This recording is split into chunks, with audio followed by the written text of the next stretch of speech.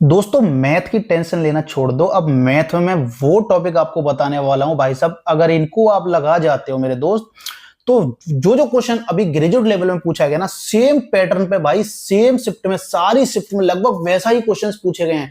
दो चार पांच क्वेश्चंस आपको ऊपर नीचे मिलेंगे, लेकिन बाकी ये सेम भाई, रिपीटेड रिपीटेड रिपीटेड। और वही क्वेश्चन मैं आपके सामने आज देखो छाप के लेके आया हूं, बस यही कर जाना लास्ट टाइम पे भाई, ये आपके लिए वरदान साबित हो सकते हैं। ठीक है, तो आइए वीडियो को स्टार्ट करते हैं फटाफट से, मैं आपको जल्दी जल्दी इसको बता देता हूं। देखिए मेरे भाई, यहाँ है आरआरबी एनटीपीसी 12th लेवल, कोई दिक्कत नहीं है मेरे भाई। यहाँ मैंने लिखा है 25 से 30 बेस्ट क्वेश्चन और 20 मार्क्स तक से। हाँ जी भाई, हाँ 20 मार्क्स, ये समझ लो सारे रिपीटेड क्वेश्चन हैं। 20 मार्क्स आप आराम से लेके आ सकते हो अगर इन क्वेश्चंस को लगा गए। ठीक है, आइए एक एक करके चैप्टर को सीधा डायरेक्ट डिस्कस करते हैं। मैं बात करता हूं पहले सरलीकरण की, जिसको हम लोग बोलते हैं सिंप्लीफिकेशन, और एक इधर दे रखा है संख्या पद्धति। तो देखिए भाई, सरलीकरण में से मेरे भाई अभी आपको क्या करना है, आपको एक पावर वाला क्वेश्चन हर शिफ्ट में पूछा जा रहा था इस तरीके का कि पावर दे दी दोनों साइड, तो जब हमारा बेस समान होता है तो उनकी पावर भी समान हो जाती है। इस कंसेप्ट पे ये वाला सवाल हर शिफ्ट में लगभग पूछा गया, तो इसको देख के जाना है। एक बोर्ड मास पे आधारित था मेरे भाई, जैसे कि ये सीरीज दे दी आपको और इस तरीके से क्वेश्चन पूछता है कि उसका मान क्या होगा, या बीच में एक्स दे दिया, वाई दे दिया, तो बोलता है वाई की वैल्यू बताओ। तो ये दो क्वेश्चन ना मेरे भाई हर शिफ्ट में पूछे गए हैं, मोस्टली शिफ्ट में पूछे गए हैं, तो इन दोनों को अच्छे से देख कर जाना।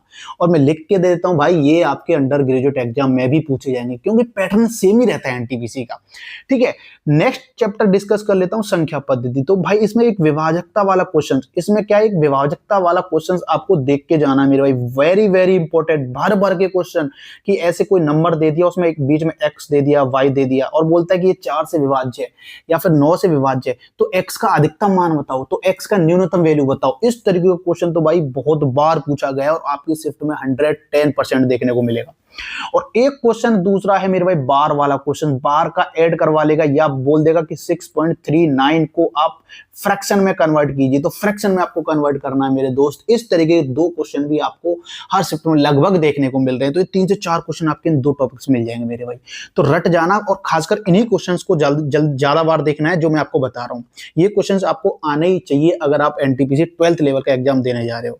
ठीक है, अब देखो मेरे भाई, लाभ हानि से बताता हूं भाई, सबसे फेवरेट है, सबसे फेवरेट, टिक लगा लो, सबसे फेवरेट है। एक इसमें से बेईमान दुकानदार वाला क्वेश्चन पूछा जा रहा है, बेईमान की इतने ग्राम वस्तु खरीदता है, इतने ग्राम बेच देता है, कम ज्यादा, तो उसका फायदा बताओ, इस तरीके का।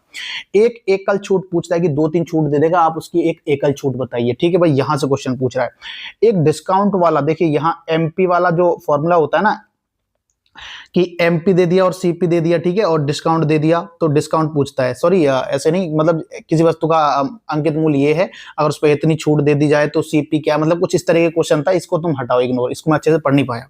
नेक्स्ट देखो मेरे भाई, ये वाला क्वेश्चन, एक वस्तु इतने परसेंट लाभ पे बेची जाती है, दूसरी वस्तु इतने परसेंट लाभ पर या हानि पर बेची जाती है, तो दोनों पर टोटल लाभ या हानि परसेंटेज बताओ। कुछ इस तरीके के क्वेश्चन आपको क्रय मूल्य या विक्रय मूल्य कुछ ना कुछ दे देगा। ठीक है, तीसरा है मेरे भाई सीपी और एमपी का जो रेशियो वाला क्वेश्चन है मेरे भाई, कि सीपी और एमपी का जो रेशियो होता है उसमें आपको दे देगा 10% डिस्काउंट पे बेच रहा है और तो उसको 15% का लाभ हो रहा है।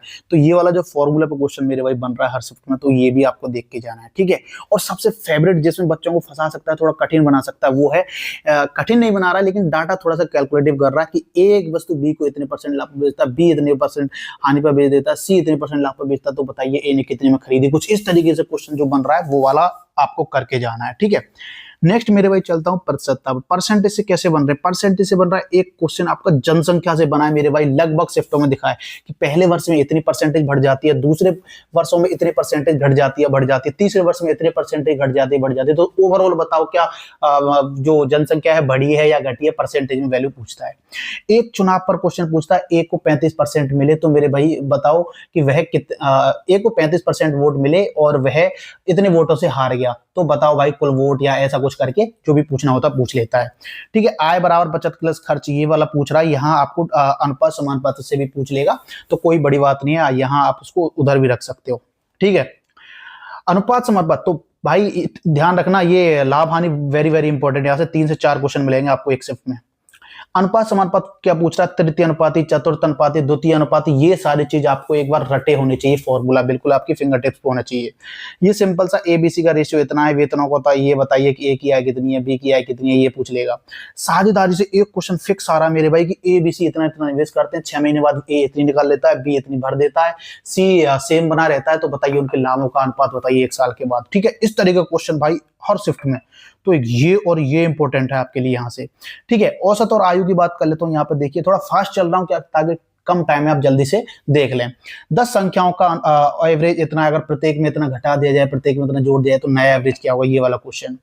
आयु का एक आयु से बन रहा है, एक एज से बन रहा है, एज से मेरे भाई कि ए और बी का एज का अनुपात इतना है, अगर 10 साल बाद अगर उनकी आयु देखी जाए तो कुछ इस तरीके का बनता है ना क्वेश्चन कि 10 साल बाद, 15 साल बाद या 10 साल पहले उनका इतना अनुपात था, तो बताइए वर्तमान आयु क्या है। इस तरीके के क्वेश्चन पूछा जा रहा है। ठीक है, नेक्स्ट मेरे भाई, यहाँ कार्य समय में मेरे भाई ध्यान रखना, इस तरह के क्वेश्चन ज्यादा आ रहे हैं। ए और बी, बी सी ए साथ मिलकर करते हैं, तो बताइए ए कितने दिन में करेगा, बी कितने दिन में, इस तरीके का। या फिर एक्स वाई जेड तीन मिलकर इतने दिन में करते हैं, एक्स इतने दिन में करता है, वाई इतने दिन में करता है, तो जेड कितने दिन में करेगा।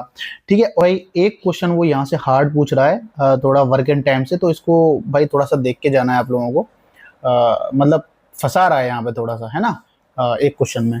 और बात कर लेते हैं अब समय दूरी की। तो समय दूरी का क्या सीन है, समय दूरी में तो एक क्वेश्चन आ रहा है मेरे भाई, औसत चाल का, एवरेज स्पीड पूछेगा। बोलेगा कि एक मोहन है, इधर से जाता है इतने की स्पीड से, उधर से लौट के आता है, तो बताइए सिंपल उसकी औसत चाल बताइए। या फिर 3 चाल वाला दे सकता है ना, तो कि पहले घंटे में इतनी दूरी, दूसरे घंटे में इतनी, तीसरे घंटे में इस प्रकार चल रहा है, तो बताइए उसकी एवरेज स्पीड।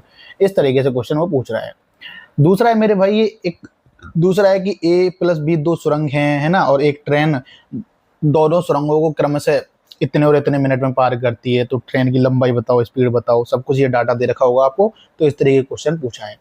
नाप धारा से एक क्वेश्चन पक्का आ रहा है कि भाई कि डाउन स्ट्रीम जाती है, अप स्ट्रीम जाती है, मतलब आने और जाने में उसको टोटल समय दे देता है आपको, एक की वैल्यू दे देगा आपको नाप की या पानी की, और आपसे एक चीज पूछ लेगा। ठीक है, तो इस तरीके का क्वेश्चन पूछा जा रहा है नाप धारा में, ये इंपॉर्टेंट है, इसको भाई देख के जाना।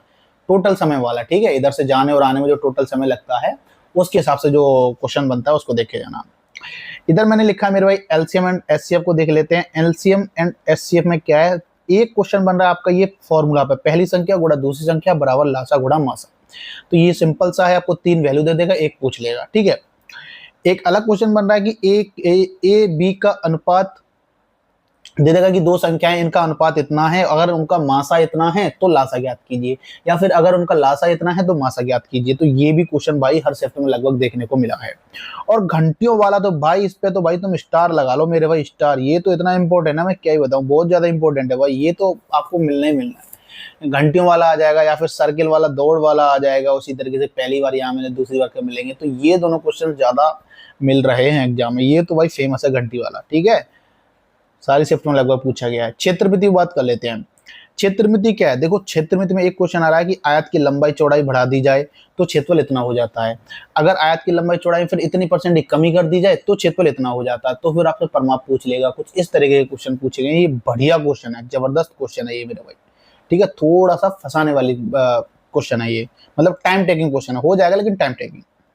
दूसरा है फॉर्मूला बेस्ड। हाँ जी भाई, आप समबाहु त्रिभुज हो, चाहे चतुर्भुज हो, चाहे कोई भी वर्ग है, चाहे तुम्हारा सिलेंडर है, कुछ भी है भाई, उसके आपको फॉर्मूले रटे हुए होने चाहिए, या आपको सीधा सीधा फॉर्मूले से भी क्वेश्चन पूछ रहा है। ठीक है, और एक आपकी ये बन रही है कि जो हम लोग आयतन बराबर आयतन रखते हैं ना, तो वहां से भी क्वेश्चन बन रहा है, वहां से देख के जाना। और यहाँ एक टंकी और पानी वाला क्वेश्चन बन रहा है, जिसमें बच्चे फंस रहे हैं और वो बच्चों को फंसा रहा है। ठीक है, तो ये वाला इंपॉर्टेंट क्वेश्चन है, देख के जाना।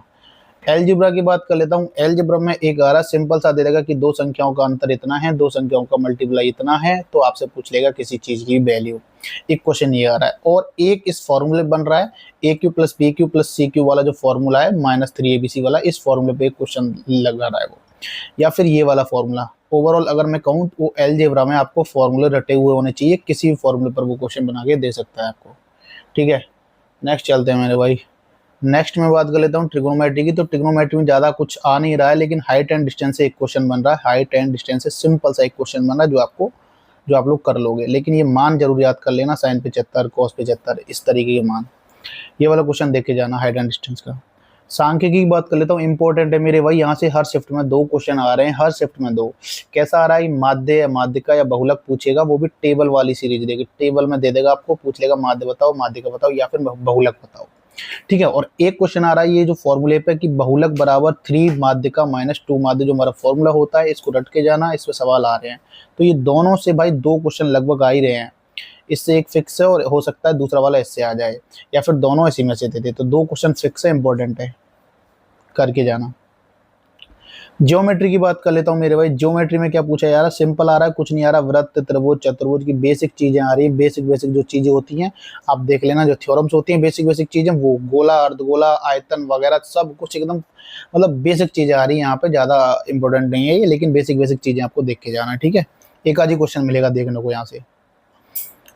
अगला इंपॉर्टेंट चैप्टर फिर भाई यहाँ से 2 क्वेश्चन हर शिफ्ट में, लगभग 2 क्वेश्चन द्विघात समीकरण से। देखिए जैसा पहला क्वेश्चन है, एक नंबर है एक्स, उसने बोला ये x+2 तो मैंने लिख दिया, इसको हटाओ। उसने बोला एग्जामिनर कि एक संख्या है और मतलब 2 संख्याएं हैं, दोनों अभाज्य संख्याएं हैं, अभाज्य संख्या नहीं सॉरी, दोनों विषम संख्याएं हैं। तो दोनों विषम संख्याओं से एक समीकरण बनवाने के लिए बोला था, और उसने बोला कि मान लो पहली संख्या x है, तो इस तरीके का एक समीकरण बनवाया, इस तरीके का एक क्वेश्चन आया। और मूलों का योगफल गुणनफल यहाँ से क्वेश्चन आ रहा है, या फिर आपको 2 द्विघात समीकरण के 2 वो दे देगा आपको समीकरण, कुछ उनमें करवाएगा संतुलित करवाने का सिस्टम। तो यहाँ से जो क्वेश्चन है, यहाँ से बहुत अच्छे क्वेश्चन आ रहे हैं, ये आपको देख के जाना। 2 क्वेश्चन देगा, सबसे छोटा टॉपिक है।